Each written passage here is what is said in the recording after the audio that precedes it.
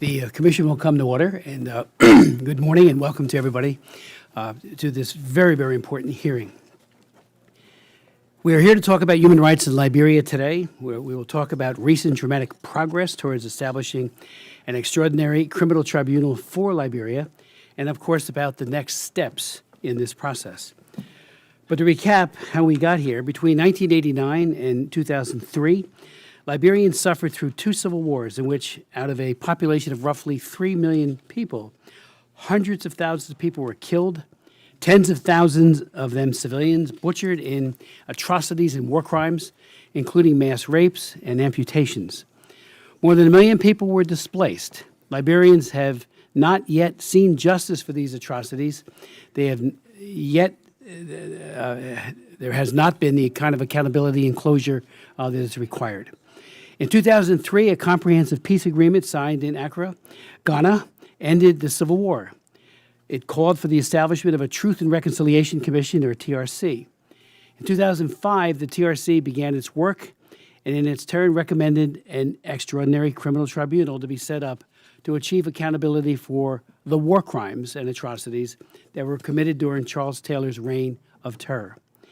The Liberian Congress passed legislation requiring the implementation of the TRC's recommendation, but the implementation never happened. Years went by. Presidents made promises which went unfulfilled. Notorious war criminals played leading roles in Liberian public life, and a moral fog continued to enshroud Liberia. This year, there has been dramatic progress, and it seems that the fog will start to lift.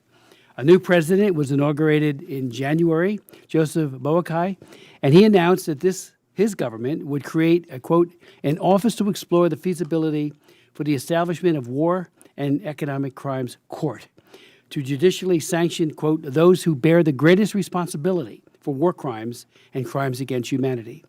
Then in April, Liberia's House and Senate jointly approved a resolution calling for the creation of the two courts, quote, an extraordinary criminal court and domestic corruption court for war and economic crimes. On May 2nd, 2024, the president issued an executive order providing for the establishment of an office of the War and Economic Crimes Court for Liberia. Its task is to, quote, investigate, design, and prescribe the methodology, mechanisms, and the processes for the establishment of a special war crimes court for Liberia and a national anti-corruption court for Liberia. The question now facing the Office of the War and Economic Crimes Court is this: how best to proceed to establish the court? Many countries have faced this question, from the Nuremberg Court and the International Criminal Court for the former Yugoslavia, and consulting widely on experiences of other countries is simply part of the process in establishing a court to try such crimes. I would note parenthetically that I was very involved with the Court for Yugoslavia. I chaired the Helsinki Commission, and when it looked like that was lagging, offered legislation that did pass, at least in the House, but sent a message that we needed to get money up front into that court to hold Milosevic and others to account for their despicable crimes. We will go into detail today about these and with our very distinguished witnesses. The executive order continues many excellent provisions, and they will comment on the order and offer input, which is so vitally necessary. I believe Sierra Leone's experience is particularly important for Liberia. Sierra Leone had a war crimes tribunal, the Special Court for Sierra Leone, which convicted Charles Taylor for aiding and abetting war crimes and crimes against humanity in that country.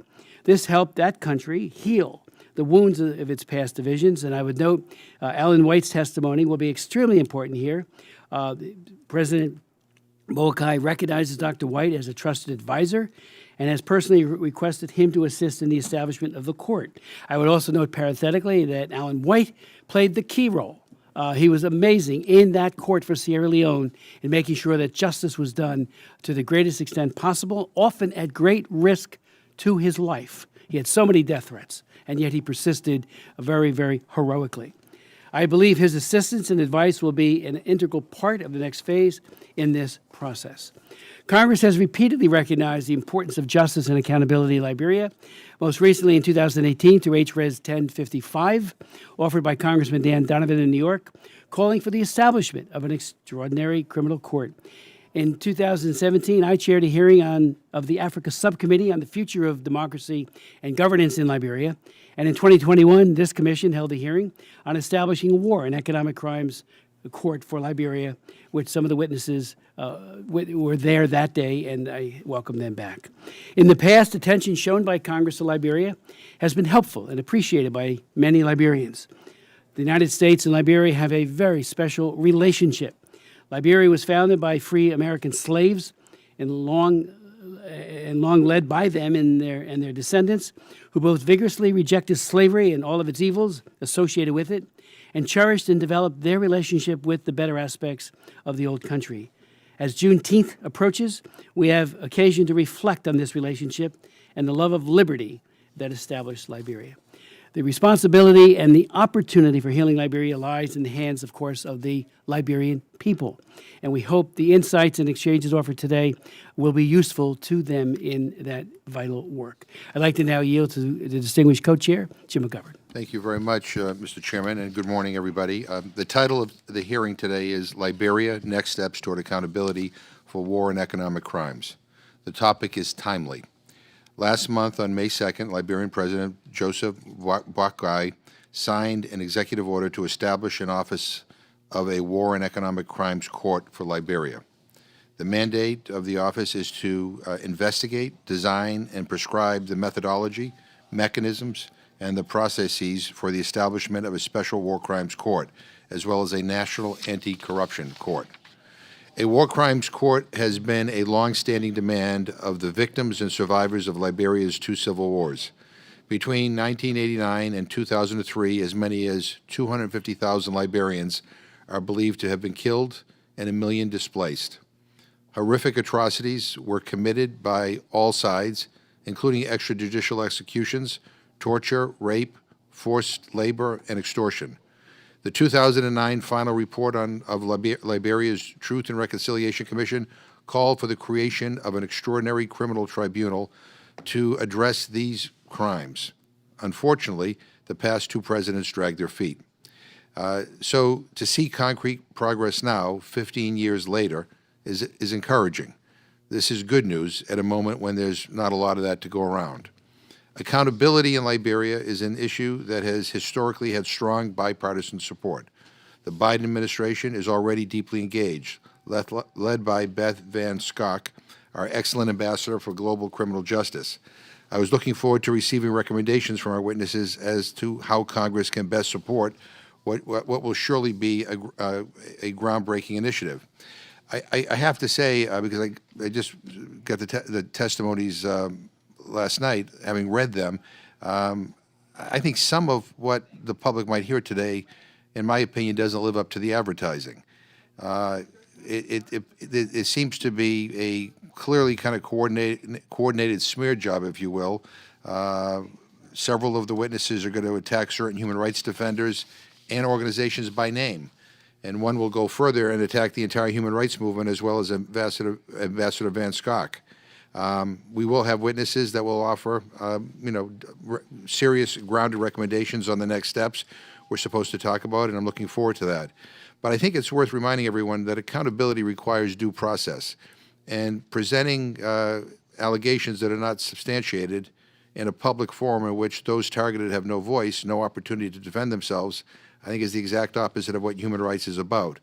And I think those who engage in that kind of practice, I think, undercut our commitment to human rights. So I want to be clear that some of what is going to be said today, I'm going to take issue with, and I regret that. But without objection, I move to submit for the record a forthcoming statement from the State Department's Office of Global Criminal Justice, an October 2021 press release from the U.S. Embassy in Liberia titled Ambassador McCarthy Commends Hassan Bilati Global Justice Research Project, and a press release titled U.S. Federal Court Awards Damages to Liberian Victims of Lutheran Church Massacre, about a Pennsylvania court's historic damages award to 4 survivors of one of the worst episodes of Liberia's Civil War. The survivors were represented by the Center for Justice and Accountability, with support from the Global Justice and Research Project. And with that, again, I thank our witnesses for being here, and I yield back. Thank you very much. I'd like to now introduce our distinguished panel, beginning first with Dr. Alan White. He's the former Chief of Investigations for the United Nations-backed Special Court for Sierra Leone. As Chief of Investigations, he directed and supervised all criminal investigations of the Office of the Prosecutor. Those investigations led to the indictment of 13 individuals, including former Liberian President Charles Taylor, who was convicted of war crimes and sentenced to 50 years in prison. Dr. White currently serves as co-executive director of the Advocacy Foundation for Human Rights. We'll then hear from Yacindy Martin, who is co-founder and executive director of the Movement for Justice in Liberia. She is also co-founder of Oxygen, a subsidiary of the Alliance of Liberia Women International that provides free education on gender-based violence and educational assistance to underprivileged children and victims of gender-based violence in Liberia. She has coached and mentored many women and children from all walks of life as a community organizer and is the director of the oldest African immigrant community in Georgia, the Liberian Association of Metropolitan Atlanta. We'll then hear from Alvin Smith, who is a criminal justice, homeland security, and counterterrorism expert. He currently serves as the chief investigator for the International Justice Group in Washington, D.C. He is a candidate for Master of Arts in International Relations and Global Security with a concentration on conflict resolutions at American Military University. He has been certified by the United States Department of Defense and other agencies, as Alvin Smith has been deployed with the NATO Security Mission Force Protection as well as with the U.S. Department of Defense. We'll then hear from Michael Rubin, who for nearly 20 years has been a senior fellow at the American Enterprise Institute. Mr. Rubin previously worked in the Office of the Secretary of Defense at the Pentagon, edited Middle East Quarterly, and taught classes relating to the Middle East, Africa, and Central Asia at sea for the U.S. Navy and Marine Corps. He is currently Director of Policy Analysis at the Middle East Forum. He is the author of several books, several dozen academic articles, book chapters on or encyclopedia entries, and more than 2,000 opinion essays in U.S. newspapers. We'll then hear from Adama Kiatamba Dempster, who is the United States International Visitors Leadership Program Fellow on Transnational Justice in Africa and the United States. He is a 2023 recipient of the Peace and Justice Award from the Center for Africa Peace and Conflict Resolution at California State University, and is a prominent award-winning human rights activist, director, and global ambassador. He is currently the National Secretary General and co-founder of the Civil Society Human Rights Advocacy Platform of Liberia, and lead campaigner for the Coalition for the Establishment of War Crimes and Economic Crimes Court. We'll then hear from Elizabeth Evanson, who is the International Justice Director at Human Rights Watch, previously an Associate Director in the International Justice Program. Her research and advocacy centered on the International Criminal Court, monitoring the court's institutional development, and conducting advocacy towards court officials and its member countries. She joined Human Rights Watch in 2006 as a Leonard Sandler Fellow in the Africa Division of Human Rights Watch, focused on Uganda. During periods of leave from Human Rights Watch, Liz served as a civil society program officer with No Peace Without Justice, Libya's project, and as the Secretariat Director of the Coalition for the International Criminal Court. I'd like to now ask Dr. Alan White if he could proceed. Thank you. At the onset, I would like to commend Congressman Smith and co-chairman Congressman James McGovern of this commission. You've been an integral part of supporting this. Congressman Smith has been a strong advocate and voice for the Liberian people in exposing corruption and seeking justice and accountability for the victims of human rights violations. Led by Congressman Smith, we passed House Resolution 1055 endorsing the Liberian Truth and Reconciliation recommendation to establish the War and Economic Crime Court. This is the second hearing by this commission on establishing the War and Economic Crime Court. It's hard to believe, but nearly 3 years ago, the first hearing was held on June 21st, 2021. As you rightly mentioned, a lot has happened since the first hearing. I'd just like to recap. And since that time, the Advocacy Foundation for Human Rights has been working tirelessly to establish the War and Economic Crime Court for Liberia. On November 18, 2023, Joseph Boakai was elected as President-elect of the Republic of Liberia and sworn in on January 22nd, 2024. Because of our 20-year-plus international justice experience and support for the establishment of the War Crimes Court for Liberia, he sought the Foundation's assistance. Dwight, if you could just bring the mic a little bit closer. Okay, sure. Can you hear me now? Is that better? Better, thank you. Okay. Establishing the court was a top priority in the United States, and this was reiterated to the Foundation in discussions with U.S. Embassy officials in Monrovia. Since those meetings, the Embassy has issued several public statements in support of the court, so we have worked closely with the U.S. Embassy to advance this important policy. The Foundation is also assisting the Liberian government establish known modalities for the court by using processes similar to those that were used in the establishment of the UN-backed Special Court for Sierra Leone. By using these international standards, the Liberian court can effectively prosecute war and economic crime court under international law. As you mentioned, the Liberian legislature, which we were there in attendance for that, passed joint resolution with 28 out of the 29 senators, only one abstaining in support of it, the establishment of the War and Economic Crime Court. The House concurred with it and approved it 2 days later on April 11th. President Boykai approved the measure on April 25th, 2024. On May 2nd, as you had mentioned, President Boykai held a press conference in the Executive Mansion in Monrovia before he signed the executive order establishing the Office and War and Economic Crimes Court. It's important for you to know what he said, and I will read a brief portion of his statement. Quote, "I invited you all here to join me in consummating a process that will set in motion deliberate action steps towards bringing justice and closure to the scars and memories of our tragic and violent misadventure into the more 14 years of senseless civil conflict. Through several years following the silencing of the guns, we as people have endured downpours of agony, an avalanche of recriminations, and clarion calls from either victims or alleged perpetrators. The conviction that brings us here today is that for peace and harmony to have a chance to prevail, justice and healing must perfect the groundwork. I acknowledge the historic move by our national legislature, both the House of Representatives and House of Senate, to reach separate and then a joint resolution urging the nation to take tangible steps, paving the way to bringing justice, healed and reconciled finality, the issues of that ugly period of our past.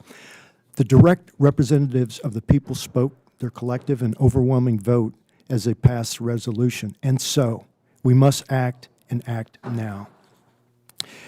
As you rightly mentioned, he signed Executive Order 131 on that day, which was an historic day.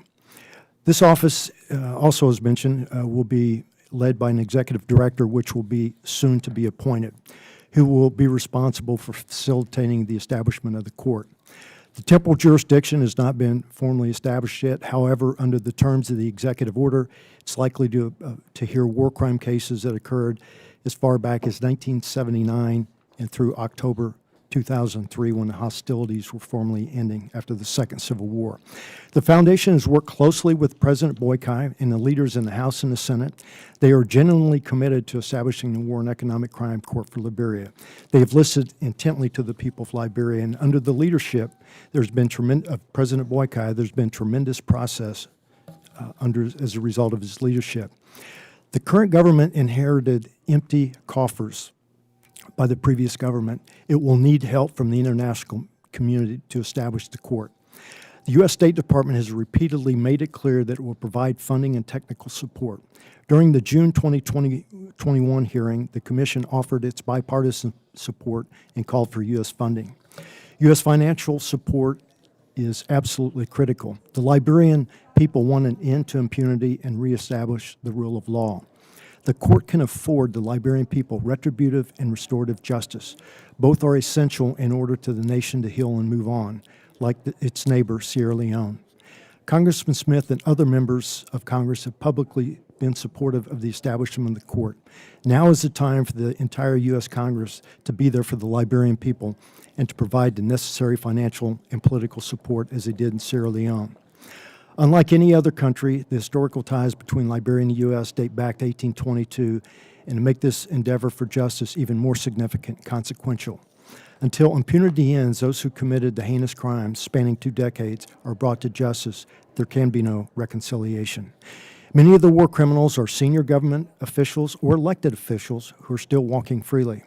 This serves as a constant reminder to the victims of the wars and keeps the wounds of war festering. Bringing justice to the people of Sierra Leone allowed the nation to heal and move forward, which has led to unprecedented progress and development. Now is the time for Liberians to experience the same level of justice and move forward with reconciliation. Previous Liberian administrations have failed to stop impunity and corruption and bring justice to the people. Now President Boyka has kept his promise. The U.S. has a unique opportunity to join with an African leader who has the courage and tenacity to stand for justice and accountability. We are working hand in hand with the President, and I'm fully confident that President Boyka has set the Liberian justice on the right course. The establishment of the court must be in the same manner as the Special Court for Sierra Leone by treaty and/or agreement with the United Nations with the authority to prosecute international war crimes and crimes against humanity. The appointments of the prosecutor, registrar, and the majority of the judges must be done by the UN Secretary General to mitigate corruption and coercion and ensure transparency. This will allow the court to reestablish the rule of law and ensure accountability of those who perpetrated death, destruction, caused a civil war. Also, the executive order requires the establishment of an anti-corruption court subject to domestic jurisdiction and operating and guided by domestic jurisprudence with the power to adjudicate matters involving acts of corruption between 1979 to the present. We have seen the powerful and important justice and accountability is set for victims of any civil war. I saw that firsthand in Sierra Leone, how much it meant to victims to witness a powerful people who killed their loved ones be brought to justice. Although the Special Court for Sierra Leone was not a perfect institution, it did carry out justice impartially and transparently and prove that the rule of law is more powerful than the barrel of the gun. Despite the progress achieved in a relatively short period since President Boyka assumed office, now the hard work begins in establishing the court. There will be many challenges and efforts to undermine the establishment of the court. And we are aware of several NGOs who are trying to be involved in the establishment of the court whose affiliation will be detrimental in doing so for purely personal and financial gain.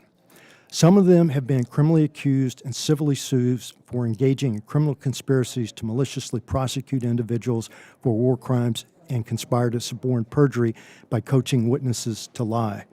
One case involves a $15 million U.S. lawsuit for malicious prosecuting for providing false affidavits that led to an arrest of an individual who was placed in solitary confinement for 2 years and 3 months.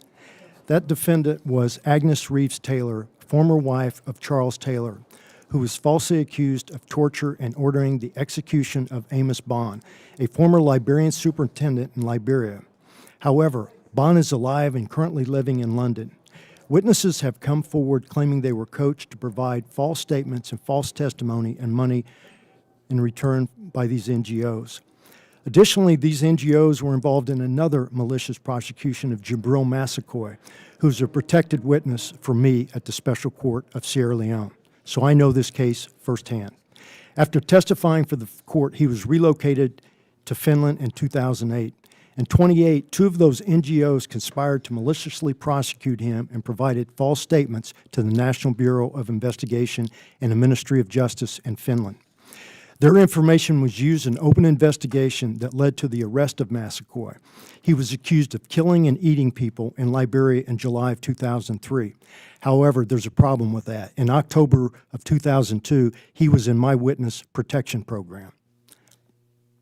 So we never left Sierra Leone, and he was under 24-hour supervision by armed personnel of the Witness Protection Section at the court.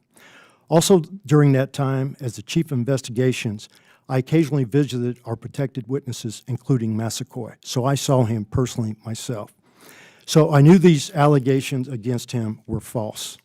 Unfortunately, the Finnish government relied on false statements and information from coach witnesses, and Massaquoi was arrested and detained for 2 years. He went through 2 trials. He was publicly humiliated and pressed based on false information provided by the police and press statements issued by NGOs. During the appeals trial, Massaquoi was acquitted once again, and many of the witnesses admitted that they had been coached to lie under oath and received money from these NGOs. They will be identified later in this hearing. Additionally, there have been 2 criminal complaints that have been filed against those NGOs in Liberia, one with the Inspector General of Liberia National Police and the other with the Liberia Attorney General for conspiracy to maliciously prosecute and conspiracy to suborn perjury by coaching witnesses to lie against them. Unfortunately, the U.S. government is supporting the direct engagement of those same 2 NGOs with the establishment of this war crimes court. Notably, the U.S. government has used services of these 2 NGOs and relying on them for criminal prosecutions in the U.S. and elsewhere. In order to make sure that this is a credible and transparent court, the U.S. government must sever all ties from those 2 NGOs and their affiliates. Further, the U.S. government must ensure that these 2 NGOs and their affiliates are not involved with the establishment or operations of this court. Since the U.S. government supports and works with these 2 NGOs, there must be some oversight of these NGOs and subject to congressional oversight, investigations, and hearings, and perhaps Inspector General investigations for conflicts of interest. Finally, one of the serious problems that we experienced with the Special Court for Sierra Leone was funding. It is critical that this court have a stable and predictable annual budget. I strongly believe that the U.S. Congress needs to continue to be fully supportive of the establishment of this court and provide the necessary funding in seed funding and annual appropriations to make sure the court is viable. Other international donors may assist. However, the U.S. Congress needs to ensure that proper funding is there to avoid a negative impact on the operations of the court. Funding of this court is the most critical phase in order to move forward in establishing the War Crimes Court. Congress will play a critical role. Thank you for your outstanding leadership and tireless efforts for human rights around the world. Thank you very much, Dr. White. That was very, very powerful. And again, let the record again show that the absolutely essential role you played in bringing not only Charles Taylor but several others to justice. So always appreciative of that. I'd like to now recognize Ms. Martin for her testimony.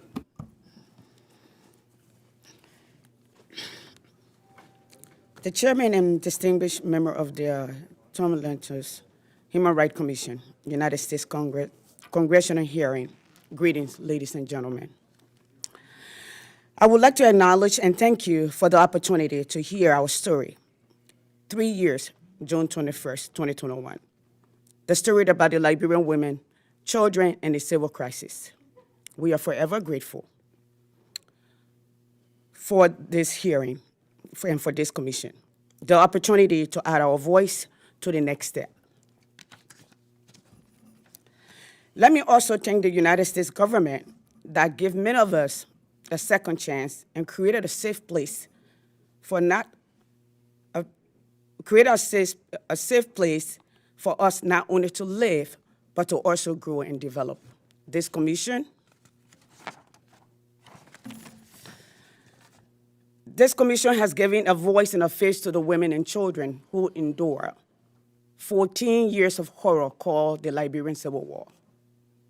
This war impacted every town and village in Liberia. To introduce myself, my name is Yasende Martin Peye. I was born in Liberia. I was a victim of the First Civil War. I am one of hundreds of thousands of Liberians who were victimized by the Civil War and mass atrocity committed during this time. It has been my personal mission to seek justice and accountability for the 250,000 Liberians who were killed and for the victims affected by the Civil War. So today I'm here on behalf of the Movement of Justice for Liberia, a nonprofit organization based in Atlanta, Georgia. Our organization advocates for women and children groups that were disproportionately adversely impacted by the Liberian Civil War. I stand on the shoulder of Liberian civil rights and advocates groups that have campaigned for the right of Liberians. Our organization works along with other human rights organizations in gathering grassroots support for the establishment of the War and Economic Crimes Court for Liberia. I would like to acknowledge the effort of the group that gathered over 300,000 signatures, Liberians across Liberia, and those signatories that showed the imminent needs for justice and accountability. Those signatures were presented here as a petition in 2022.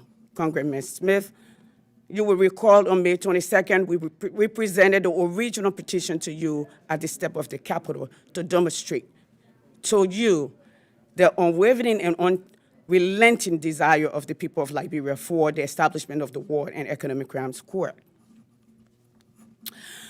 Those petitions were followed by an open letter to President Joseph Boakai on the potential pitfall of the Executive Order 131.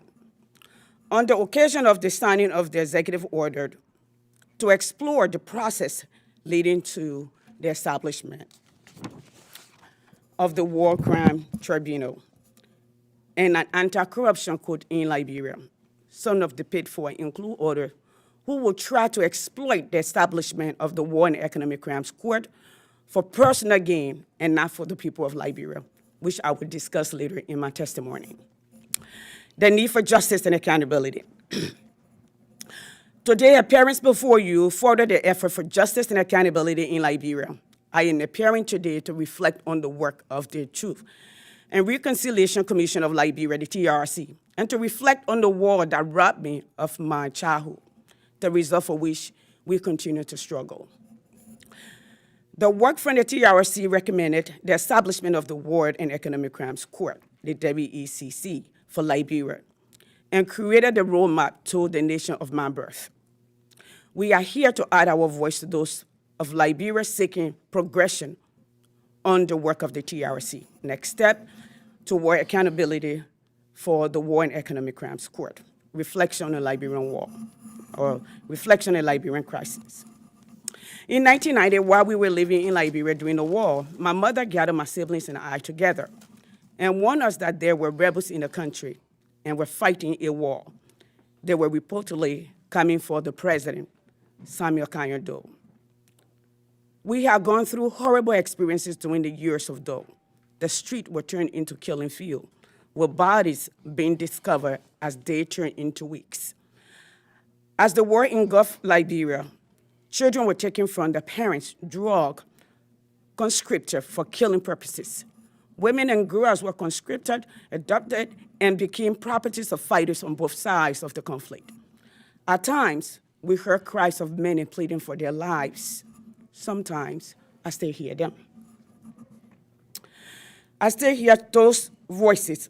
On July 31st, 1998, I remember when a doctor from the ELWA hospital in Monrovia brought to the Greystone compound an annex of the US MSA near Monrovia in our refuge place, a young man who had survived the Lutheran church massacre in Cinco.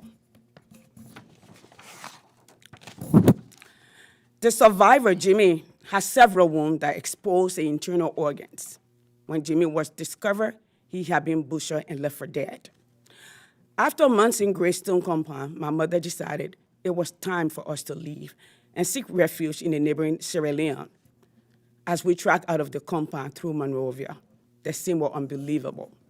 The river filled with young and old bloated bodies, male and female. We encountered soldiers of two rebel groups, children with bloodthirsty eyes, with no human feeling. The scene in the movie Blood Diamond provide male depiction of mine experience.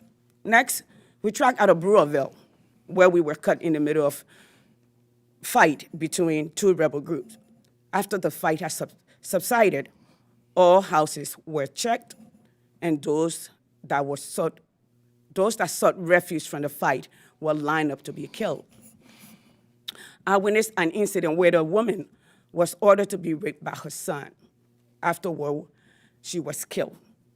When the commander returned to the next group, but through some miraculous intervention, the commander, Colonel Vining of IMPFL, called off the execution of those that had been cut and lined up, including my family and me. My story and shared experience are not unique. There are listless Liberians with similar stories. Why I advocate for justice and accountability? This experience has shaped my fight for justice. The experience framed my advocacy for women and children. This experience occurred in the first phase of the Civil War. We believe hopelessness is the enemy of justice. Unfortunately, our people increasingly losing hope. Some of our people are slowly departing from this world without realizing justice for their loved one.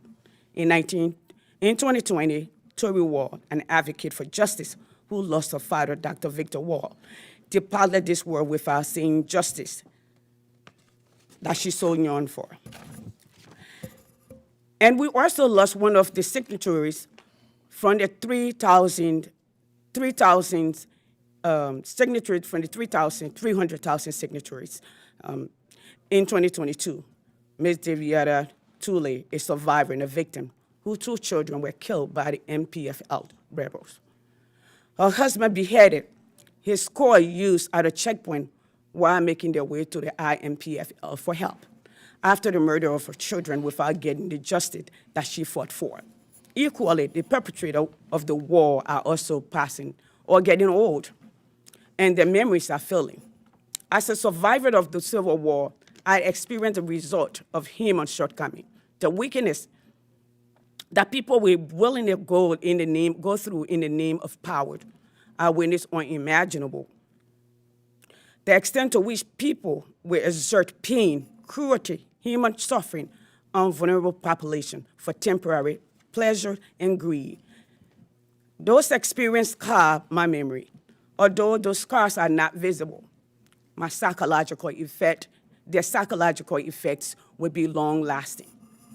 We can surmise that the war was not about the redemption of our people. After the death of Doe in September 1990, the fighting did not end. Instead, other warring factions sprung up.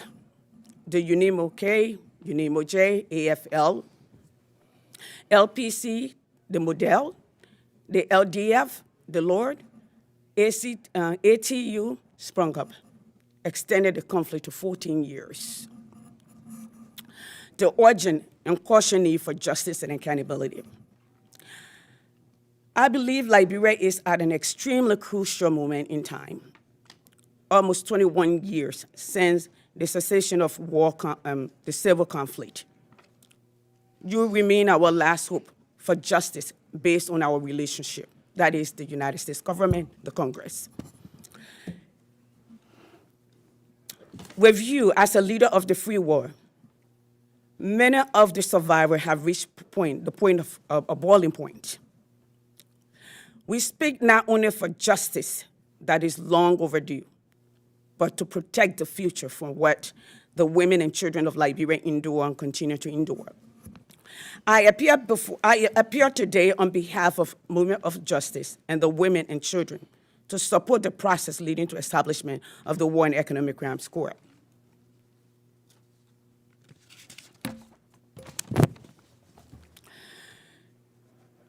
We seek justice for the victims of Liberia's civil conflict. We seek justice for those who have departed this world, seeking justice for their loved ones in Liberia.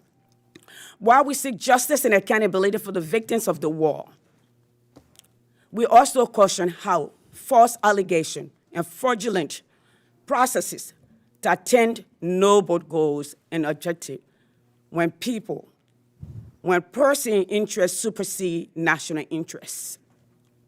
There are individuals and organizations who have accused individuals of committing war crimes, and those cases have been prosecuted. During trial, there were allegations of witness tampering and coaching in 2020. We wrote an article in the Spotlight newspaper questioning those involved in the coaching of witnesses. In one instance, we flew to Liberia and met with Darius Toer. Mr. Toer provided an insider account on the practice of recruitment and coaching. Mr. Toer testified before the world at the Jibril Massacre trial that he had worked along with Mr. Hassan Belidi on fraudulent war crimes trial. We have waited so long for justice, and now we learn that Hassan, or Mr. Hassan Belidi, one who has proven to be involved in witness coaching scheme that coach people to provide false information and lie under oath for personal and financial gain. Cannot be affiliated with the establishment of the War and Economic Crimes Court. We are baffled by the United States government. We support Billy and others involved in coaching witnesses to lie and be a part of the court. I urge the Congress not to let the U.S. government to allow Billy or any affiliate to be involved in any way of the establishment of the court, as they will undermine the credibility and to do irreparable harm to the court by turning it from the beginning. The people of Liberia deserve court that everyone can believe is just, transparent, free. People that can that have been involved in criminal activities.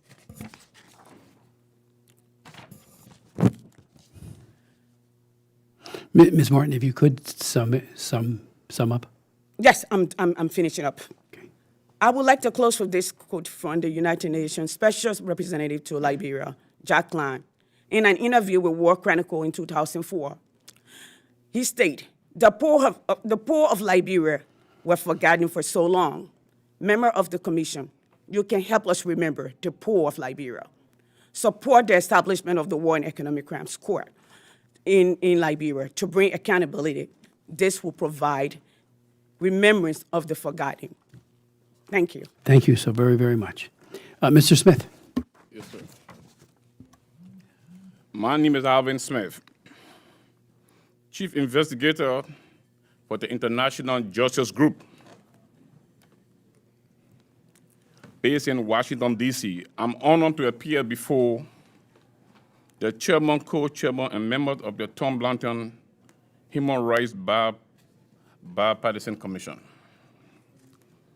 I would like to personally thank both co-chairman Smith and Congressman McGovern of this commission holding this very important hearing as we move forward in discussing the next step towards for war crime and accountability.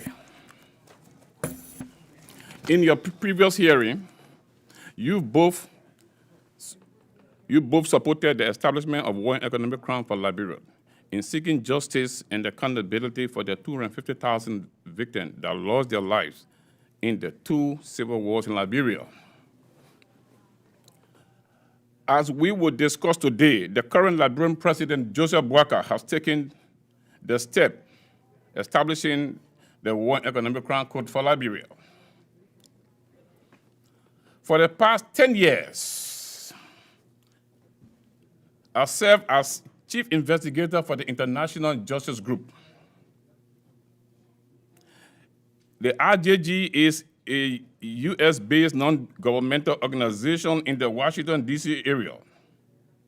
Joining the IJG, it gave me an opportunity to advance support for the establishment of the War and Economic Crime Court for Liberia. Currently, I work in the global security sector as a United States government contractor with experience in criminal justice, homeland security, and counterterrorism.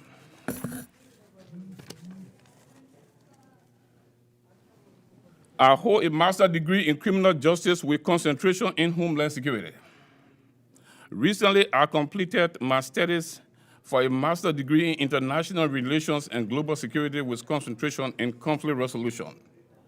As a global security specialist, I have served in war countries such as Bosnia and the former Yugoslavia Republic, and witnessed the aftermath of war, abuse of human rights, and witnessed war crimes that were committed in that conflict. In support of the RJ mission to Liberia, I have employed my education and experience to conduct investigations and research, document human rights violations and other offenses.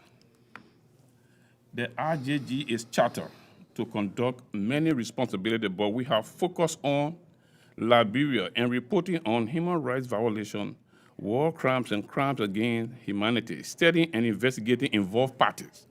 We disclosed our funding for the Global Magnitsky Act sanctions in Liberia and other activities. We support the War and Economic Crime Code for Liberia and demand justice and accountability for all Liberians. Councillor Jerome Verdier, our executive director, was the former chairman of the Truth and Reconciliation Commission of the Republic of Liberia and the major author of the 2009 recommending the court's establishment. Nevertheless, we have received plethora information regarding varieties of NGOs expressing interest to participate in the Liberian War and Economic Crime Code process. These NGOs with my forensic investigative background are being involved with witnesses recruitment, coaching, and paying them to make false statements against war actors. Their process, they will obtain the phone number of the targeted persons, social media information for identification purposes, and addresses. Upon obtaining this information, they will prepare a fraudulent affidavit on an oath for the person to be arrested. Darius Tue, an insider witness, provided this information while I was visiting in Liberia, conducting investigation. Darius Tue was recruited, coached, paid by ability, flown to Accra, where he met the British Metropolitan Police team headed by one Gary Titley. I can provide his information. And he made false statements against Mrs. Agnes Reed Taylor for her rearrest. After that, Mr. Warner and Mr. Ability provided false statement that Agnes Reed Taylor in 1990 gave instruction, two different statements. The first one said she shot and killed Amos Bond. The second one, she gave instruction for Amos Bond execution. And another witness was provided called Leo Vavlikane. Leo Vavlikane was provided that Agnes Reed Taylor tortured her during the Liberian Civil War. Based upon those two statements, she was arrested and placed in solitary confinement for 27 months.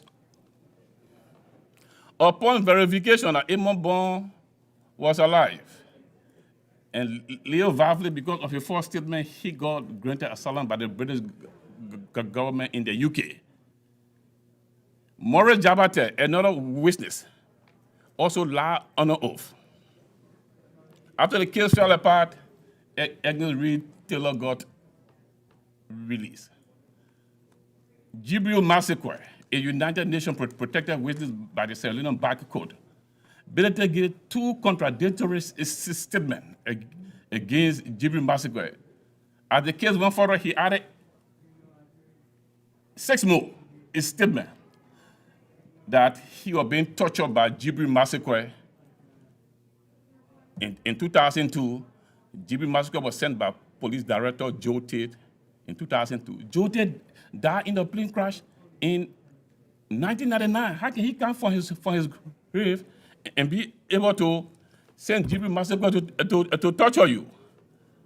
All of the witnesses from the Defense Council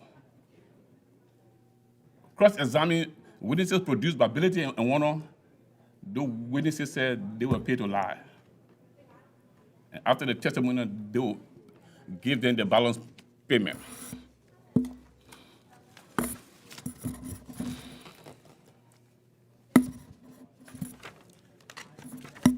Monsieur and the American Belgian citizen was lied on for gun running, blood diamond, etc., by ability and honor. He was put on trial. False witnesses came forward. Affidavit were full of flaws. And then he so embarrassed, he committed unintended death tantamount to involuntary manslaughter. In my conclusion, with evidence available to the International Justice Group and court records, Arlene Warner, a Swiss lawyer, executive director, Civitas Maxima, Geneva, Switzerland, should not come anywhere near this court for Liberia. Mr. Hassan Bility, executive director, Global Justice Research Project, should not come anywhere near this court. Center for Justice and Accountability, California, Switzerland, they cannot come anywhere near this court. Ambassador Bevan Schack is conflicted. Councillor Jerome Verdier wrote her a letter. You cannot be on the board of these NGOs who are conflicted in lying on people. You have to recruit yourself. She recruits herself on people, but she's still affiliated with them. Thank you. Thank you very much. I'd like to now welcome his testimony, Michael Rubin, who's doing it remotely. He'll be joining us in a second or two. Mr. Rubin? Thank you. Yes. Chairman Smith and McGovern, honorable members, thank you for the opportunity to testify today. Don't worry, I will be brief. The bottom line up front is that we should support the War and Economics Crimes Court and parallel anti-corruption court, but we must ensure both operate with unquestioned integrity. While the topic today is the effort to win justice for Liberians and bring accountability to those who exploited and abused Liberians during decades of civil war, much more is at stake. A series of human rights groups appear to have taken pay-to-play corruption to a new level in Liberia. For several years, Civitas Maxima, a non-governmental organization founded by Swiss lawyer Alan Werner, poached witnesses to give false testimony in a war crimes prosecution for profit scheme. The unwillingness of Western partners to perform due diligence on partners enabled Civitas Maxima to claim many sponsors and collaborators, including the Department of State and the Center for Justice and Accountability, where current U.S. Ambassador at Large for Global Criminal Justice, Beth Van Schaak, previously worked. At issue is more than reputational damage. Civitas Maxima's scheme and the Center for Justice and Accountability's lack of due diligence have cost lives and upended legal cases on 3 continents. Rather than recognize flaws in their methodology and mitigate shoddy human rights practices, Werner tries to muzzle criticism via lawfare. During President Bakai's inaugural address, he pledged to stand up the office of a War and Economic Crimes Court. The United States can and should support Liberia and human rights by ensuring Bakai can keep his pledge amid many forces that fear transparency and justice. Before a new appropriations cycle, this will require the State Department to reprogram funds to support the court. Such funds might also ensure international technocrats and investigators can work side by side in pursuit of justice. America's brand should be human rights. The State Department, however, must also recognize the sensitivities arising out of predatory human rights groups. Unfortunately, Van Schaak has little, if any, credibility in Liberia because of her continuing professional relationship with Hassan Bility, the head of the Global Justice and Research Project, as well as Warner. The person should never trump the principle. Simply put, the State Department should allow the Office of Global Criminal Justice to recuse itself from any future work with Liberia's War and Economic Crimes Court, given von Schacht's links to groups engaged in alleged fraud. The vulnerability scandal, however, highlights the need to address post-2003 corruption. It is essential to simultaneously create an anti-corruption court to try those whose corruption has undermined Liberian democracy and stability over the subsequent 2 decades, and especially during the time of the previous president, George Weah. Von Schacht should testify willingly, given that multiple witnesses have now, under oath, revealed the coaching and fraud that her partners and grantees supported. Chairman McGovern, I appreciate your concerns voiced in your opening statement, but my concern is neither personal nor partisan, but rather rests on concerns about how the fruit of the poisonous vine could undermine the court. Make no mistake, America's brand should be transparency and anti-corruption. It should not participate in cover-up for political convenience. Liberians deserve better. Thank you very much. Thank you very, very much, Mr. Rubin, for that testimony and for being so concise as you were. I do have some questions for you later, but I'd like to now yield to Mr. Dempster for his testimony. And he's coming in remotely as well. Yep. Can you hear me? Perfectly. Good morning and good afternoon. Good morning from Liberia. Good afternoon from Liberia. Good morning, DC. Can you hear me? We perfectly. Thank you. Can you hear us? Yes,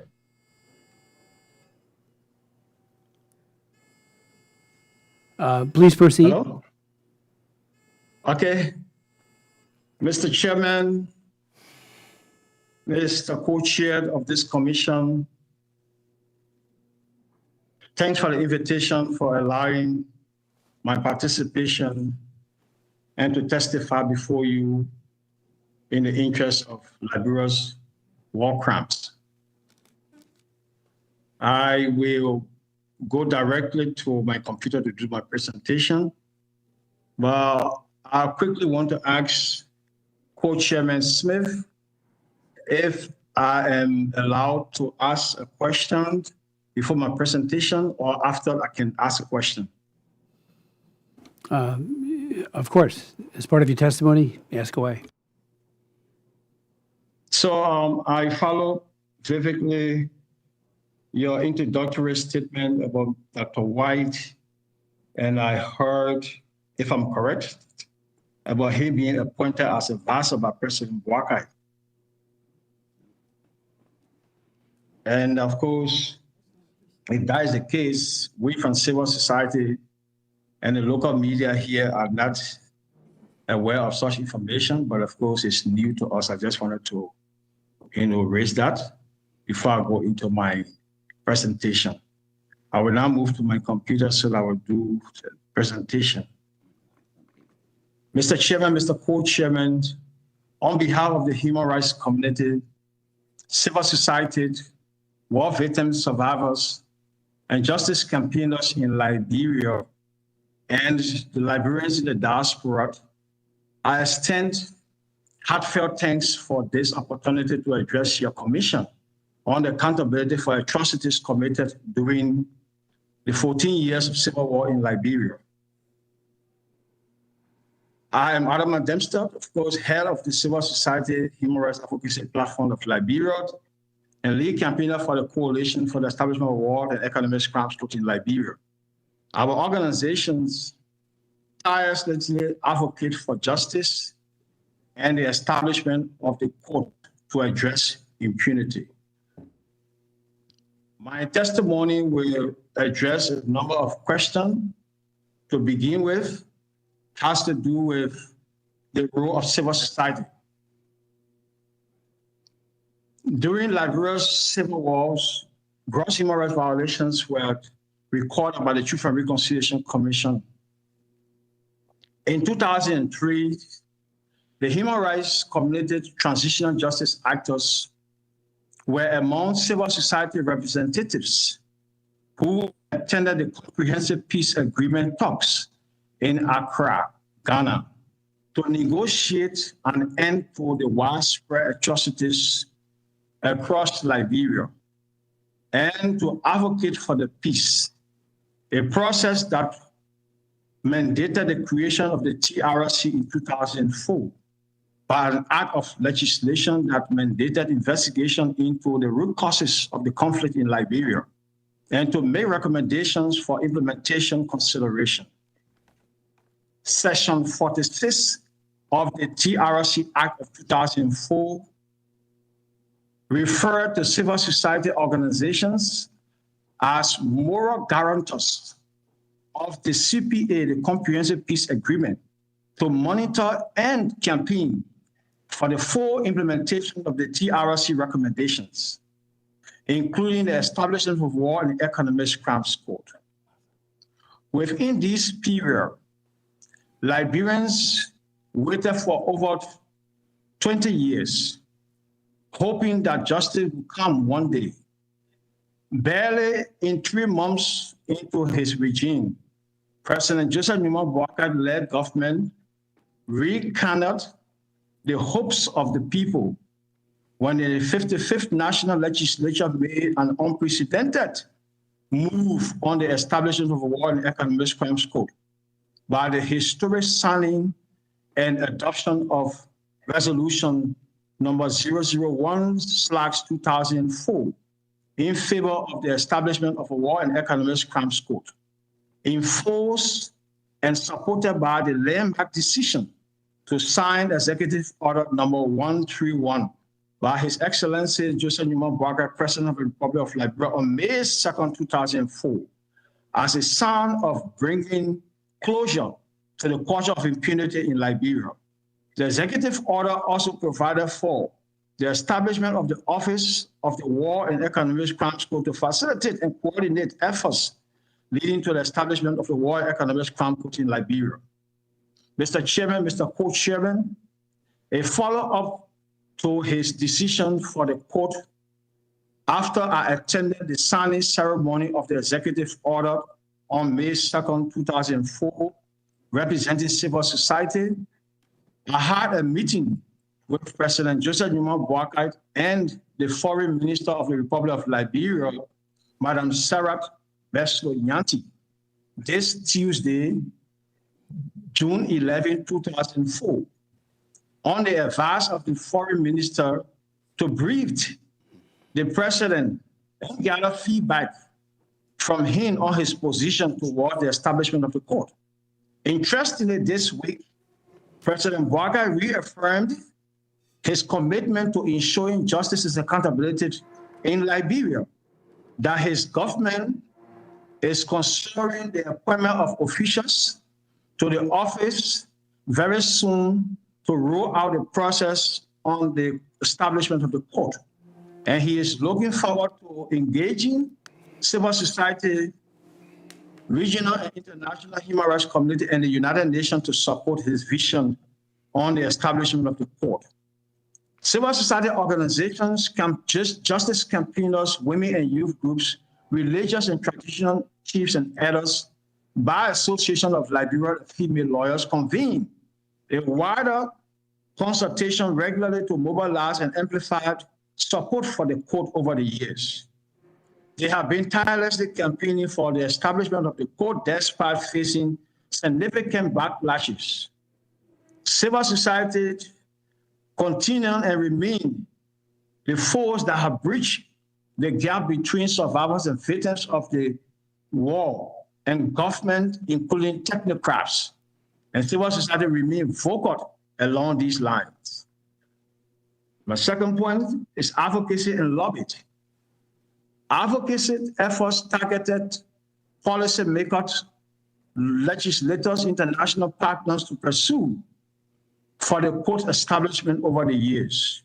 Continuous engagement with stakeholders, including victims and survivors, and public information sharing are crucial. Leading a process of giving reparation support to victims, survivors, and communities that were affected by the Civil War is crucial to the operation of the court along the line. A proposal for the court structure. In the view of civil society, the proposed court is informed by the TRC report and international legal advice, will be Liberia's first war crimes court. Civil society should be key members in the drafting of the court statutes and operations of the office. Civil society will have a pivotal role to play in outreach and ensuring that all stakeholders, including women survivors, victims, underrepresented minority groups, are heard as part of the process. I also speak on the role of international experts and international community. From a civil society perspective, we think international support is essential for technical assistance, infrastructure, security, and budgeting. We request the international community, including the US government, to provide legal advice and help Liberia organize a donor conference to support the court and its operation. However, international experts cannot supplant the vital role that must be played by Liberians. For this court to have a lasting impact on Liberian society, the rule of law must be a Liberian-led court. And my final position, civil society perspective. Civil society views the establishment of the court as a landmark development for justice and accountability, despite years of challenges and personal risks that we have gone through on the ground. Recommendations. We recommend that justice and accountability are vital for Liberia's healing process and governance. Robust witness protections program, fair trials, right protections are necessary. Public education on the court's mandate and economic benefit are also crucial for the establishment of the court on the Liberian soil. Ensure reparation for victims and survivors of the Civil War. Ensure protection for human rights defenders inside Liberia. International support and collaborations are essential for the court successes. True peace requires justice, and the campaign must be inclusive, engaging various societal groups and media platforms to make this happen. As I conclude, the establishment of the War and Economic Crime Court in Liberia will be a significant step towards justice and accountability. It is imperative that both national and international efforts are aligned to ensure the success of this initiative. The US is a vital partner for Liberia in making this happen, drawing on the historical tie between the United States and Liberia dating back to the 1800s, when freed African Americans were returned from the United States. This is perfect, and we look forward to support from the United States government. And as I yield and allowed Mr. Chairman to come in, I am deeply troubled by the allegations that have been presented by all of my colleague witnesses on human rights defenders and organizations that we work with. So this is alarming. This is something that I think is worth discussing. I thought this hearing was a hearing to consolidate efforts so that we help Liberia, since we have a political will, to have a court established. But unfortunately, I work with Hassan Belete. I have no interference with his cases. We travel a lot. And then I also work with Ambassador Fangchat. She came to Monrovia. We organize civil society meetings. I work with CJA and Civita Maxima, all of these organizations. We work with them as human rights group on the ground. And these allegations are very troublesome. They are alarming. I don't know who's going to be the judge to draw a line of who participate in this in the establishment of a court and who should not advocate. So from what I'm getting, the feedback I'm getting as a leading member of the civil society, this is troublesome. I think human rights defenders should be protected. If there are issues along the way, I think those issues should be made evident so that we see the true account of all that we hear from this technical hearing. It's important we've seen this, and it serves as a roadblock for most of the delay we face in the advocacy and campaign for the court to be established. So this is very much a concern for us. We want the commission to dive into it so that we find the true account of what's coming out, so that Liberia justice will not be in any way stored by all these different allegations that will undermine the progress that we have spent more than 20 years working to achieve. Thank you so much, sir. Thank you very much, Mr. Dempster. I'd like to now recognize Ms. Everson. Thank you very much, and thank you to the co-chairs, to Congressman Smith and Congressman McGovern, for the opportunity to be here and to contribute to this discussion. I have a prepared statement on behalf of a number of organizations. Before I get into that, I just wanted to offer two reflections as I've listened to the statements of my co-witnesses here with quite some concern in terms of some of the information that's been presented. I think one reflection is it's important to remember that when we're talking about criminal cases and the future work of a Liberian war crimes court, judicial authorities take independent decisions. They conduct their own investigations and they take independent decisions about what cases to prosecute. And oftentimes it is civil society organizations that are the staunchest supporters of the independence of judicial institutions and speaking up loudly to make that clear. And the second reflection I wanted to offer, and I'll say a bit more about this in my prepared statement, is that it is unfortunately the case that all too often human rights defenders speaking up for justice around the world face threats to their physical safety and other efforts to intimidate and chill their efforts on behalf of victims and survivors. And to overcome those threats, they need the support of governments everywhere to protect the civic space that is actually a necessary ingredient for justice to go forward. My statement today is presented on behalf of my own organization, Human Rights Watch, but together with the Advocates for Human Rights, Civil Society Human Rights Advocacy Platform of Liberia, the Global Justice and Research Project, the Center for Justice and Accountability, Civitas Maxima, the Coalition for the Establishment of a War and Economic Crimes Court in Liberia, the Global Justice Center, and the Secretariat for the Establishment of War Crimes Court in Liberia. Together, our groups have been advocating for the establishment of a Liberian-led war crimes court in Liberia to address the legacy of impunity for the widespread and systematic violations of international human rights and humanitarian law that characterized the country's two brutal armed conflicts, which took place between 1989 and 2003. While there have been a number of important criminal and civil cases outside of Liberia, and these cases have actually contributed to the momentum we see now within the country for justice, to date, not a single person has faced criminal investigation or prosecution in Liberia for the serious crimes committed during the civil wars. As you've already heard from other witnesses, in its 2009 final report, the Liberian Truth and Reconciliation Commission recommended the creation of an extraordinary criminal court, which would be a hybrid court composed of Liberian and international judges, prosecutors, and other staff with a mandate to try those allegedly responsible for committing serious crimes. A legislative conference to talk about accountability was organized in Monrovia in 2019 with the legislature of Liberia, a Liberian coalition of NGOs, and international partners.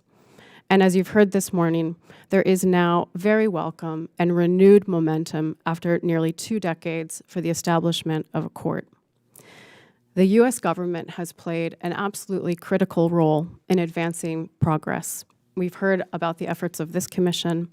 I also wanted to mention the efforts of the US Ambassador at Large for Global Criminal Justice, Beth Van Schaack, who has repeatedly voiced the government's partnership with Liberia in its journey to justice. Her commitments on behalf of the US government to support this process have been widely welcomed in Liberia. What is needed now is for President Boakai's administration, with the support of the international community, to translate stated commitment to a war crimes court into concrete steps for the court's creation. In our written statement, we have shared a number of recommendations we've made to the Liberian government. I just want to focus in my truncated remarks on a few key points. First, the process and the work of the court itself must be Liberian-led. This means primarily that Liberians who were impacted by the civil wars and have long advocated for accountability have a leading voice in determining the court's trajectory. Liberian experts should also fill key positions in the judiciary, the prosecution, the defense, and the registry. Liberian ownership of the court is crucial to build and maintain local support for accountability processes.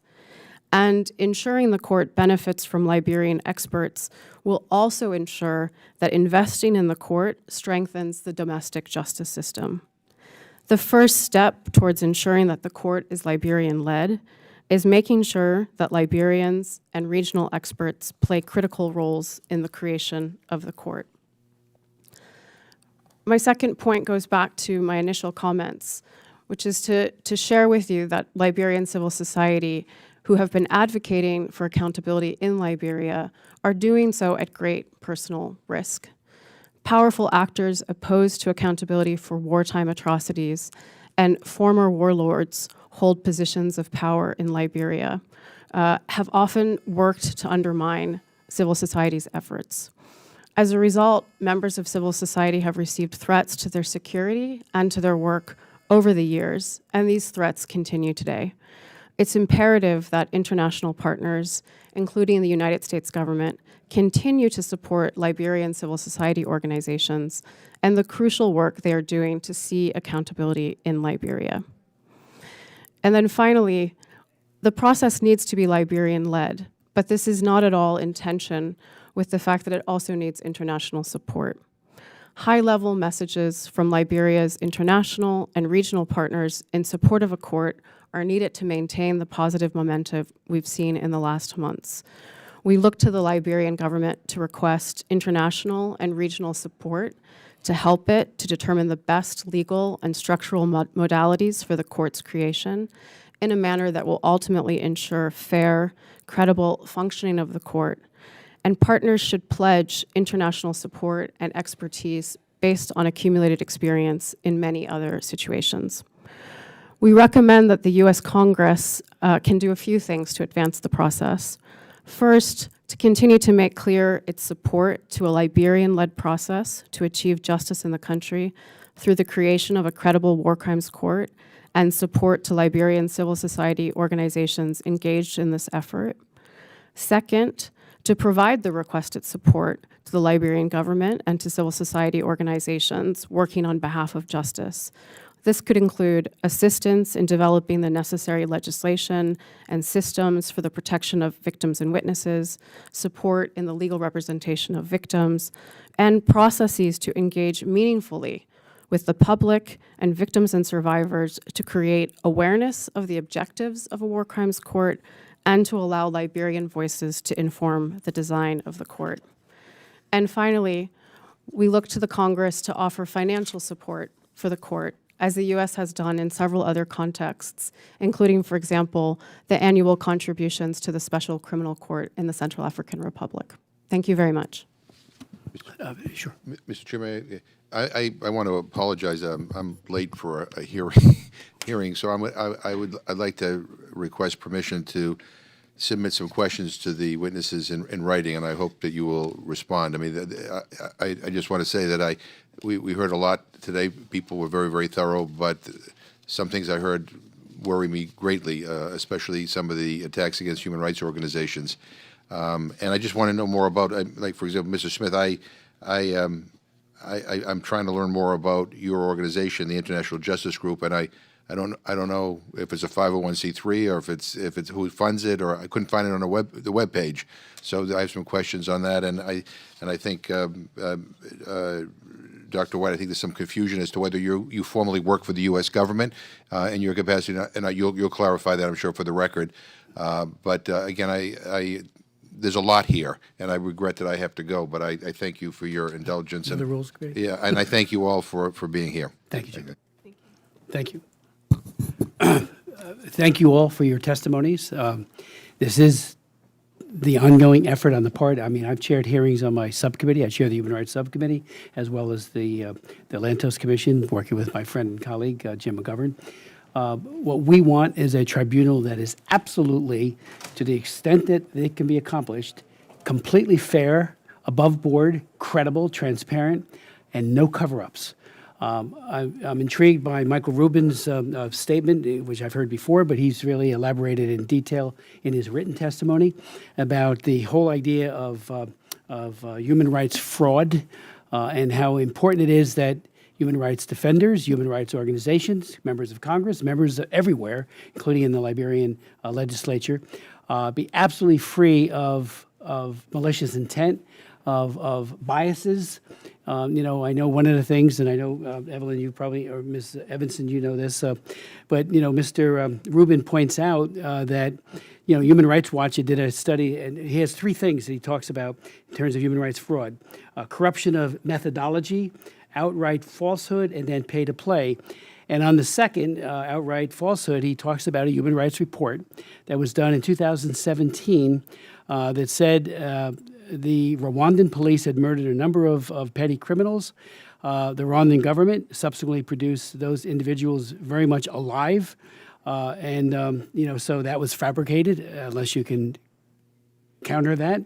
Now, from my point of view, I'm no great fan of Kagame. Rwanda. I had many hearings on his abuses of human rights over the years, including his inner cabinet, where he put hits on his own people. And I was in a very serious combat with the State Department, which was in denial at first until they heard the actual recordings of Kagame making those and his people putting a hit on one of his own people. So I'm no friend of Kagame.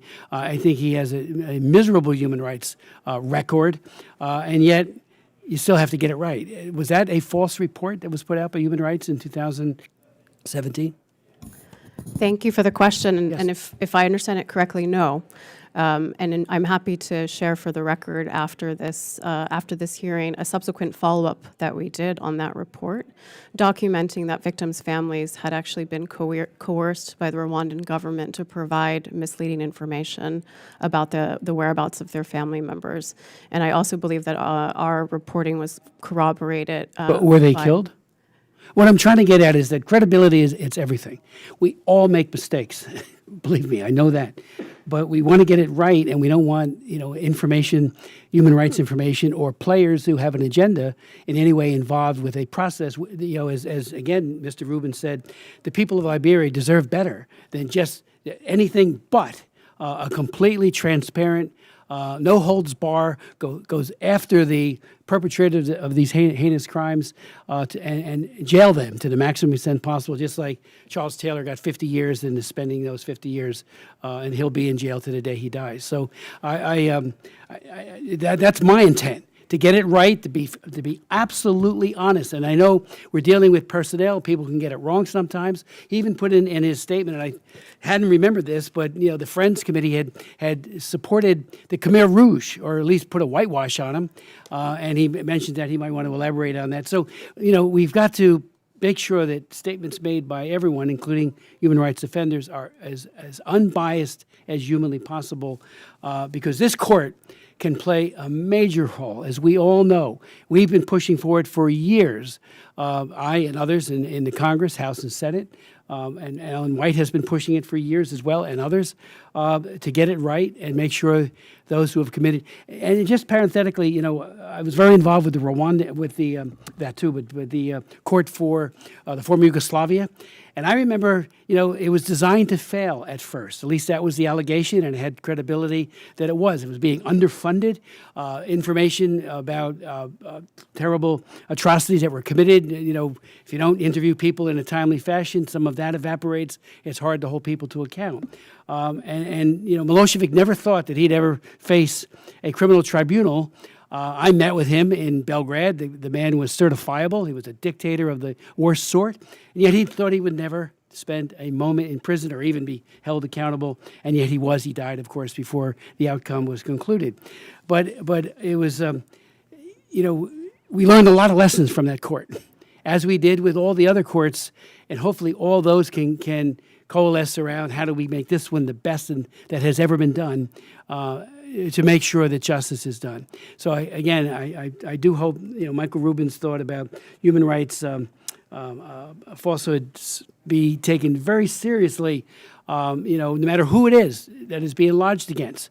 There's people in every administration that gets it wrong, whether, I don't care what party it is. So I do ask you to keep that in mind. I'm going to ask the Inspector General to look into these concerns for the U.S. Department of State. I don't know if they'll accept it. I hope they will. If not, I'll offer an amendment to the relevant piece of legislation when it's making its way, whether it be the appropriations bill, requesting that. We got to be transparent and make sure that there's no hidden agendas in any of this.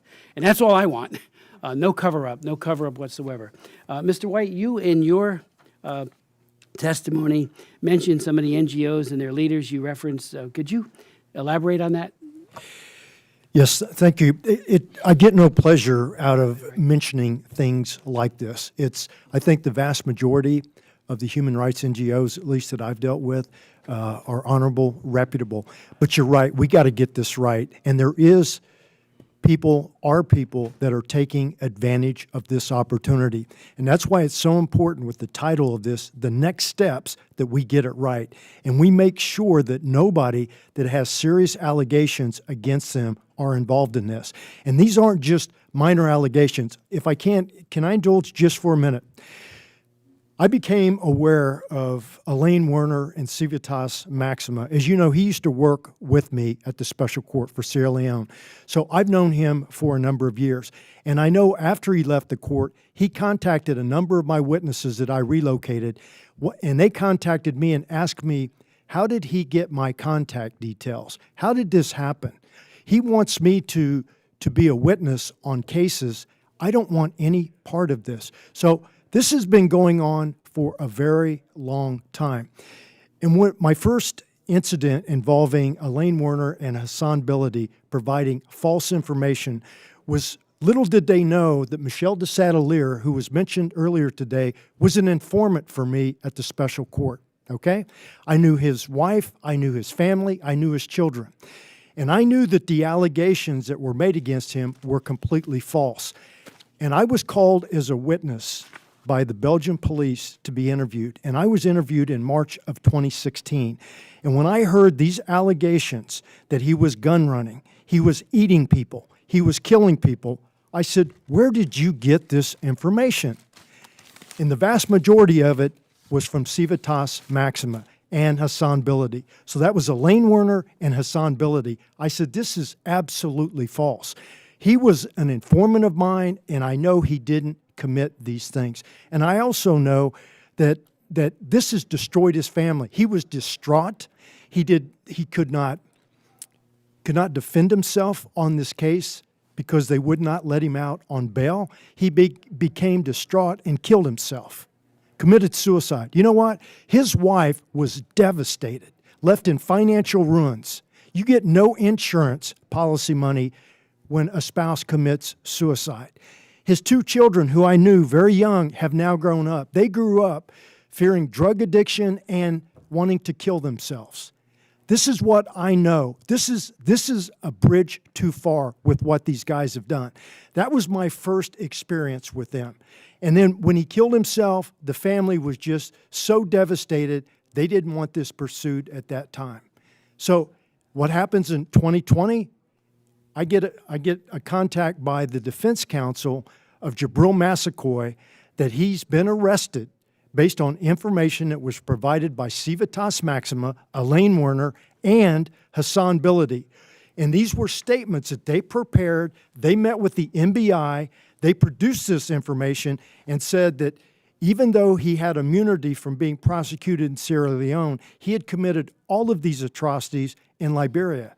And I said, when did this occur? And they claimed that it was in 2003. I said, 2002? October of 2002, he was in my witness protection program.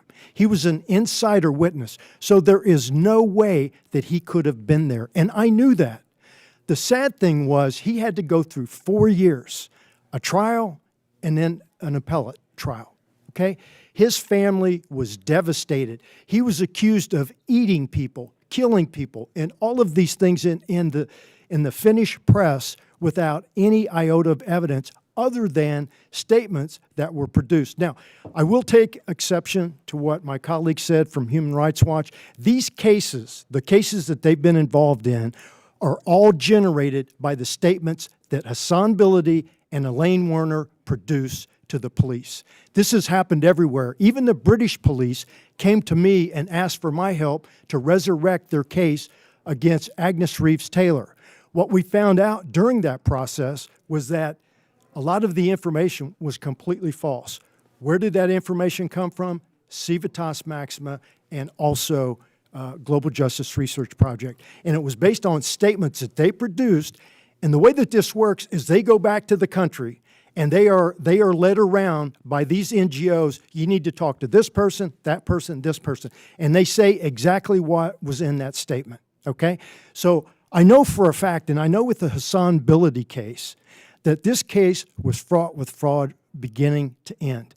And this is how we got to know International Justice Group, because what they did, because of COVID-19, they moved the trial from Finland down to Monrovia.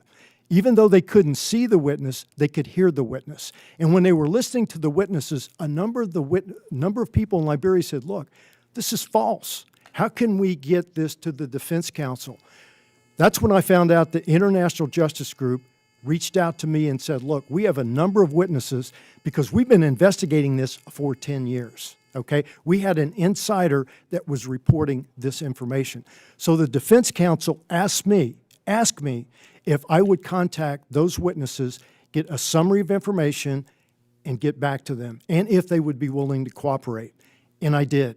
Guess what Hassan Biladi did under oath? He testified that I was witness tampering and interfering with witnesses. I did not know this because this was going on in Finland, and I did not get to see that. So he continuously provided false information, to include claiming that Jibril Massaquoi had tortured him. That was debunked immediately when we had a witness that was incarcerated with him at the same time when this allegation surfaced. Even the judges in the first acquittal, in their written summary, they questioned the credibility of Hassan Biladi 3 times because he changed his story 3 times. So I wish I didn't have to bring this up, but this came to me, okay? This information came to me, and I know for a fact that this information was false, particularly on the Jibril Massaquoi case, on the Michel de Saddler case. Sadly, we cannot do anything about that. And even the Agnes Reeves case, that's where we uncovered Amos Bond was alive and living in the UK. And that information has been passed on to the British authorities. I don't know what they're doing with it, but this is how these allegations come up. And just because they haven't been criminally convicted yet doesn't mean they're not true, because the witnesses did, under oath, second time around on the appeal side, did admit that the first time they ever saw Jibril Massaquoi was when somebody from Global Justice Research Project has showed them a picture, okay? These are facts. There has been 2 criminal complaints filed in Liberia. We'll see what happens. There's a new government, a new willingness to investigate these things, and so we'll see what happens there. But my point is, the people that have these type of allegations with founded information, despite any criminal conviction, should not be anywhere near this court, period, okay? And the U.S. government should find out why this State Department continues to support these people with these serious allegations when they know this. That is, that defies logic. So that's what I would like the Congress to do. Ask the Inspector General to take a look at that. And it's not just State Department. There are other government agencies that are using these people, and their cases have fallen into question about using some of their witnesses. So this is a serious issue, and it's consistent with our theme today and as we move forward, we have to get this right. And we have to make sure anybody that's been criminally accused, where there is evidence to support that, is not involved in this court. Thank you. Thank you. Mr. Rubin wanted to comment? I'm told. Michael Rubin? Thank you very much. Let me just address a few of the issues that have come up. The top line is there is consensus about the need for U.S. support for the War and Economics Crimes Court, and hopefully for the Anti-Corruption Court as well. The only question is in the details. I would say this: no organization should be immune to criticism, and frankly, when the evidence is damning that certain organizations did not operate in good faith. It is simply wrong to say and to dismiss criticism as look, this just endangers us, it's intimidation. Criticism does not always endanger lives. Too often, however, human rights groups use this idea that criticism endangers lives to sidestep legitimate criticism. You know, one thing I want to point out, and I made reference to this in my written testimony, Elaine Warner tried to compel my retraction and that of my publisher, at the time the Washington Examiner, but he dropped efforts when it became clear I would hold my ground and he could face discovery. The question then becomes, why was he so afraid to face discovery? And should a human rights group really try to use lawfare in order to, if you will, restrict free speech, and in this case, very valid research? Now, Chairman Smith, in my written research, in my written testimony, I gave very specific examples of human rights fraud. It's important to understand, however, how groups make money from this.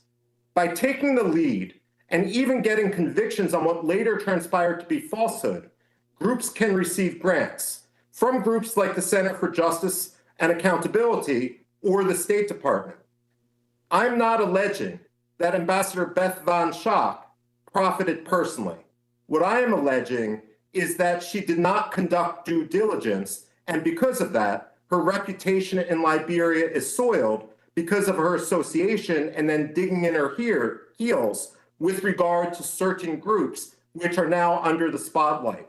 I would also mention that USAID, for example, has given grants to groups affiliated with Hamas. This is now under investigation.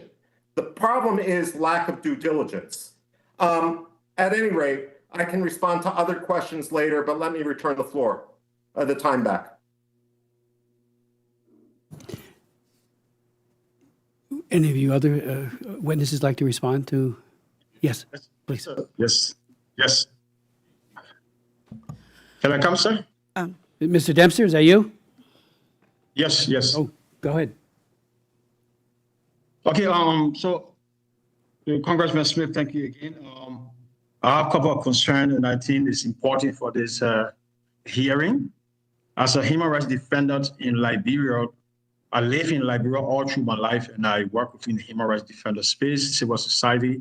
As a matter of fact, I spoke with the co-chair, the chairperson of the NGO Council in Liberia just before I came to this hearing. And there are a number of things that we are concerned with, because I heard that Dr. White is working with a number of credible NGOs. We are interested to know their names. That is very important and factor for our work, because we've been working on war crimes, like I said, from 20 years plus. And if that is the case, we are interested to know the names of those organizations. The next point here has to do with, you mentioned, Mr. Chair, that we have to do this right. And doing it right, there has to be a level of honesty attached to what we want to do right. I mean, I heard all the allegations, and I'm going to say again, these allegations are grave, and in a greater extent, the pullback helped to stall and delay our achievement for the war crimes could be established. And if this go back to our society, it's troublesome. We have the Bar Association, the Traditional Council, the Interreligious Council, the Liberal Council of Churches, Youth and Women Group, that we all work on war crimes issues in this republic. And most of whom want to hear and following this technical discussion today, I mean, there's going to be a huge feedback coming to what is being played out. My other concern has to do with former chairman of the Truth and Reconciliation Commission, who was decommissioned, and he authored a report that we are advocating to see the recommendations being implemented in the spirit of honesty and due diligence. How positive and possible it is for him to have been decommissioned as a chairman of a Truth and Reconciliation Commission, and then he come back and form an NGO to implement the same report. This is a serious concern for us. Is that the normal practice? Because we're talking about doing it right. And of course, honesty had to be attached to it. It's very important for us to hear on this matter because we are setting the stage to do these things right. And my next concern, I'm saying it because this is important for the human rights community and the civil society. I'm going to put this question to Mr. Alvin Smith. He was in Monrovia recently and we caught up at a local hotel. He was found with certain gentlemen. I want him to kindly inform this hearing. Who are those gentlemen? I will yield back with my own insights and identification of these identical people because we want to do it right. If we're saying Hassan Benedict and other people are not doing it right, then of course, people who are accusing this group should be able to prove that they are doing these things right so that it does not create conflict. Right now, the president, the government, they are in the process of having the office established. But with all of what's happening now, it has to give another thinking. We have 1 year executive order, and we are around the table right now, holding and pulling on issues that I think need to be verified. And the next point has to do with if the recommendations are stopping TJA, stopping Civitas, stopping Ambassador Workshop, and human rights and other people from being around the establishment of the court, then what can I say? Because I have worked with this institution. And all of the time of my workings with this institution, including the office of GCJ of recent time, I am unable to present anything that have been proven to be counterproductive. So the local embassy, US Embassy in Monrovia, we have constant briefings on these matters, on war crime issues, on other human rights issues. We work with them. They are not giving us any feedback of the kind of allegations we're hearing. It's worrisome for the human rights community. And I think the media community in Liberia, they are following this hearing. It's worth that we do it right, but we have to do it with honesty. Thank you. Chairman Smith, may I come in, please? Oh, You can respond. Alan, am I right? Okay, go ahead, Mr. Smith. And then I'll go to Ms. Martin. Yeah, my name is Investigator Alvin Smith, International Justice Group. I want to respond to my fellow witness, Adam Katama Dempster. When I got to Monrovia, conducting my usual investigation, there were two journalists who were concerned to meet with me. One Mr. Lionel Pony and one Socrates Smith Sewon.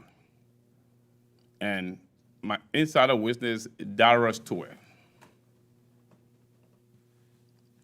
There's a guy called Michael Sonnegar Davis. Michael Sonnegar Davis. This man was falsely accused during the TRC hearing in Grand Bassa County. The International Justice Group conducted a forensic investigation, and I will submit the finding of that investigation to this committee to counter-check. He was with me. He came to the hotel to tell me the remaining stories that were documented. And Mr. Dempster saw him with me, along with Director, the insider witness that have been collaborating with Mr. Ability for many years, that were reporting to us on all the cases in Western Europe and the United States, all the fraudulent cases. Thank you. Thank you, Chairman Smith. I think I come from a different spectrum here. I am a survivor. I am one of the millions of people who were displaced and never had a home to go to. And I bless God that there is United States. This is appalling for me looking at this because I'm speaking for almost 2.some million Liberian women, children who were ripped, who were killed, who were dragged across the border, who were forced to fight. What I want out of there is justice with no reservation. no selective, justice should be blind, and should be just and transparent. While we commend all those who have worked, I spent 34 years of my life, that's all of my adult life.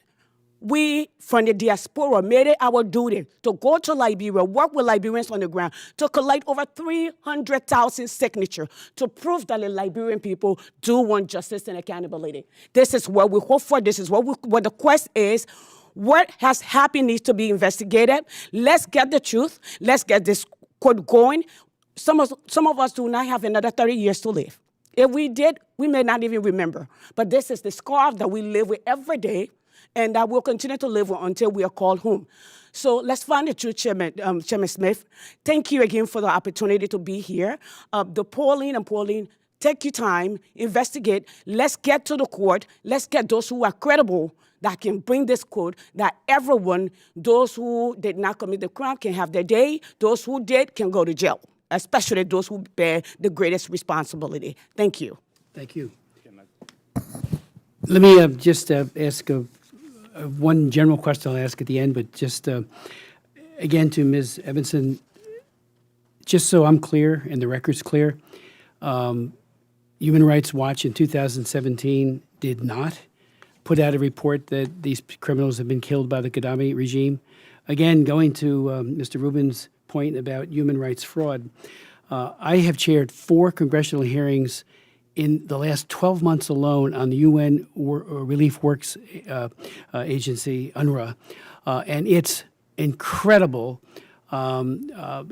creating child soldiers, the teaching of anti-Semitism, which is rampant throughout the UNRWA school system.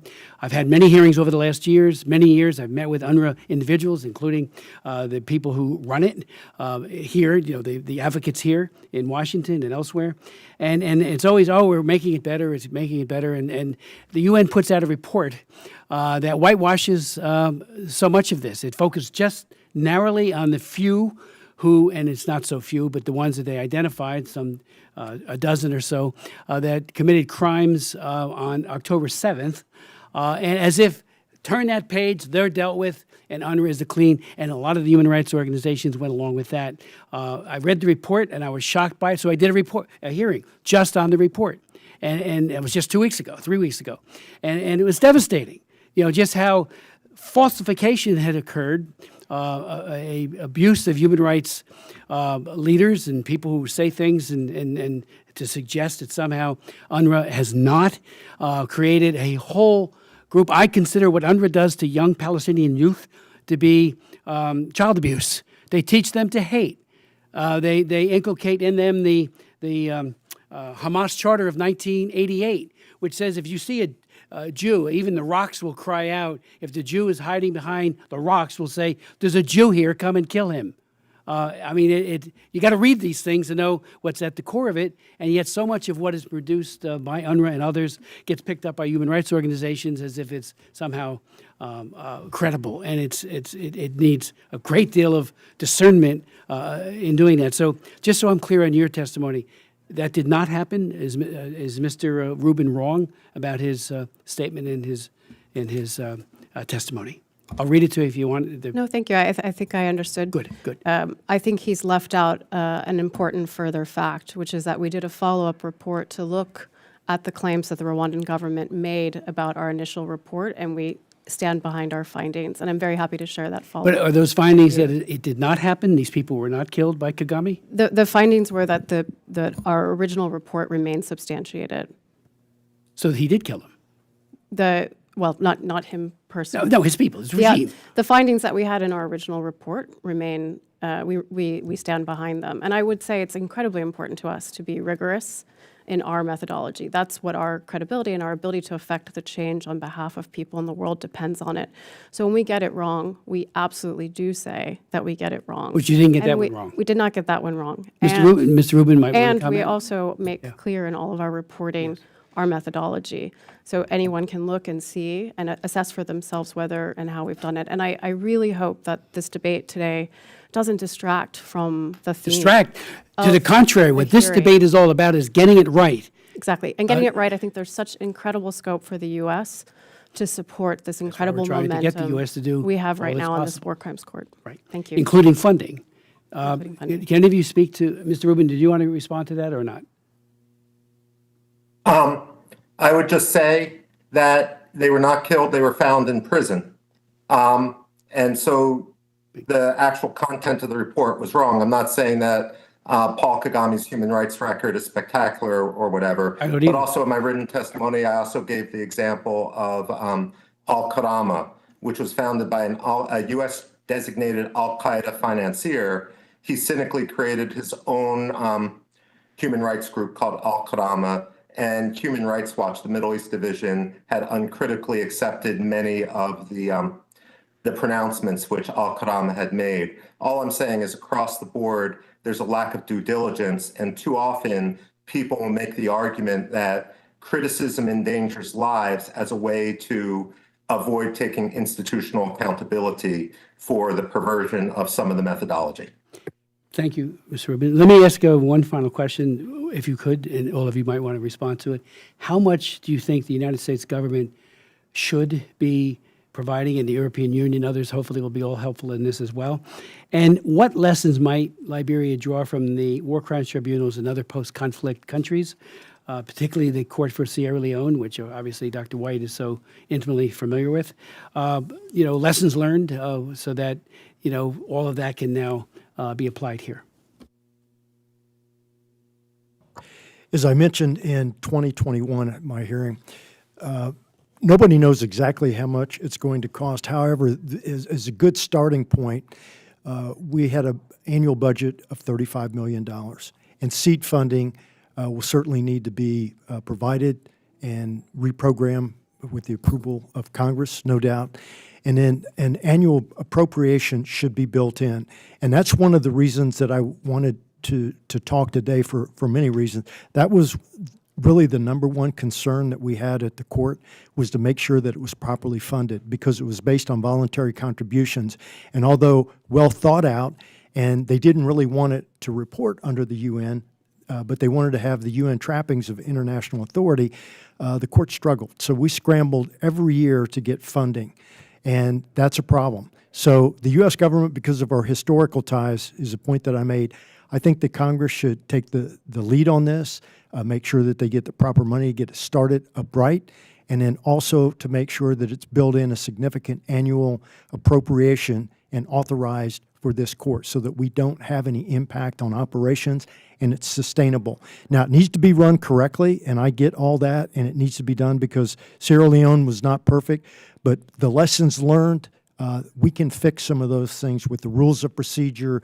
Motions, instead of taking months or maybe even a year, those things should be done differently. But funding, without a doubt, and that's why this hearing was so important, because that's going to be critical to the next step, is, okay, now we have the political will to do this, who's going to pay for it? Because the previous government left Liberia virtually penniless, so they don't have the requisite funding to do it.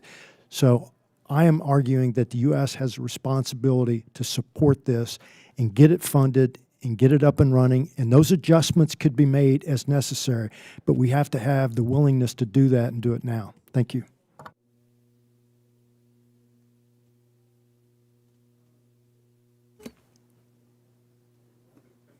The question was lessons learned from previous courts, especially Sierra Leone, and the cost. Any estimates what you think we should be doing as the U.S. government and other interested parties like the European Union and others? Thank you. I agree with him, but I wanted to provide you just 1 minute information. Okay. All right. In that affidavit against Agnes Taylor for Aliyu Vavle-Kane, there were a number of Liberians listed there by ability and honor that Aliyu Vavle-Kane could not go back home because of the presence of these people in Liberia.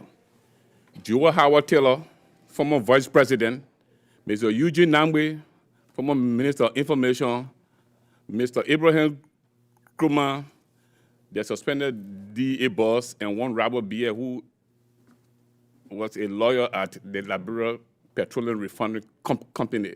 I'm prepared to submit a lot of documents from these fraudulent cases, both in the U.S. and Western Europe. Thank you, sir. Please provide that to us.